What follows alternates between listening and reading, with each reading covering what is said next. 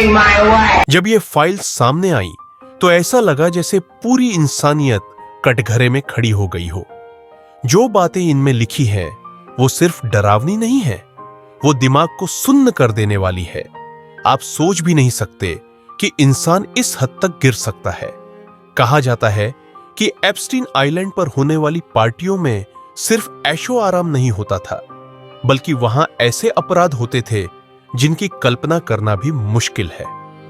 इन पार्टियों में नाबालिग बच्चों के साथ हैवानियत की जाती थी, उनके साथ शोषण होता था, उन्हें दर्द दिया जाता था और फिर कई बार उन्हें हमेशा के लिए खामोश कर दिया जाता था। फाइल्स में दर्ज है कि इन बच्चों को सिर्फ मारकर नहीं छोड़ा जाता था, बल्कि उनके शरीर के साथ भी बेरहमी की जाती थी। उनके अंग काटे जाते थे और कुछ मामलों में तो नरभक्षण जैसी बातें भी सामने आई हैं। ये सुनकर ही रूह कांप जाती है कि इंसान जो खुद को सभ्य कहता है वो इस स्तर तक जा सकता है। इन सब के बीच एक लड़की थी जिसने हिम्मत करके दुनिया को सच बताया।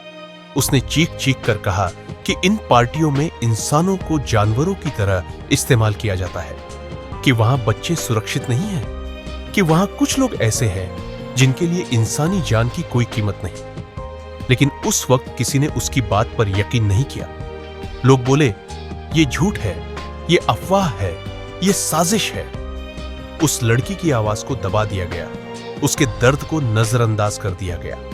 आज जब ये फाइल सामने आई है तो वही सवाल खड़ा होता है, अगर तब उसकी बात सुनी गई होती तो कितनी जिंदगियां बच सकती थी।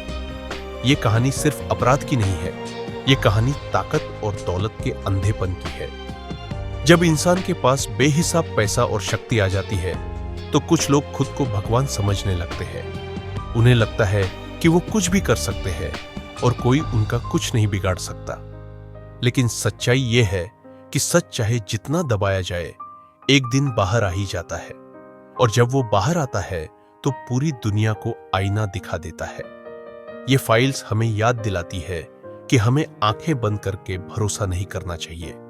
हमें सवाल पूछने चाहिए, हमें पीड़ितों की आवाज सुननी चाहिए, क्योंकि अगर हम खामोश रहे तो अगला शिकार कोई और होगा, और शायद वो बहुत पास का कोई इंसान हो।